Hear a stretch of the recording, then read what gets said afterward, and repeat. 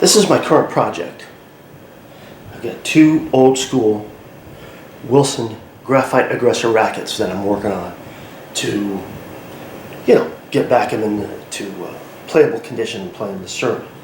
These are a 95 square inch racket, standard 27 inch length, a 16 by 18 string pattern. This is very similar to the Pro Staff 6.1 Classic, the 95 square inch, pretty much similar to the same mold, except this has got standard graphite thing. This is kind of like, this was the lower end racket by far and away, the Pro Staff of course being the higher end. But this has been pretty good. You can see there's some scuff marks on the sides of these, both of them. But this one here is racket number 1. It's got the cleaner headstock on it, the grip pallet, and it's in tremendous condition, whereas this one, the second one, the grip pallet's in pretty beat up condition. This is what you get when you find them used in most cases. I've put some spackling paste inside here to get the holes that were left open on it. And then what we're going to do with this is we're going to mimic racket number 1. Let's get that over here. Let's switch these around here a little bit. Racket number 1 here has some lead tape here on the sides, and then we're going to put that on racket number 2 as well. Usually what I do for rackets is the serial number on it is I put the lowest number first, and then the highest number will be racket number 2. But in this case, it's a bit obvious that this one was made much more earlier than this one was. But anyways, at any rate, that's what I'm going to be doing with this. This is a typical thing that I do with the rackets. I get them going here. I was considering changing out the butt cap on these to get the newer trapdoor, but these things are they're not hollow in there, they're just filled up. So I'm going to keep the original butt caps. And then what we're going to do is there's where the grip goes. We're going to put some leather grips on these after I get done with the lead tape, and then we're going to string them up with some modern strings that we have and see how these things play. And we're going to demo them out and see how they play. So we're about quarter way through it. Okay, as we can see, let's take a look at those grips. This one has got the lead tape in there. This one doesn't. They're both pretty much in the same direction.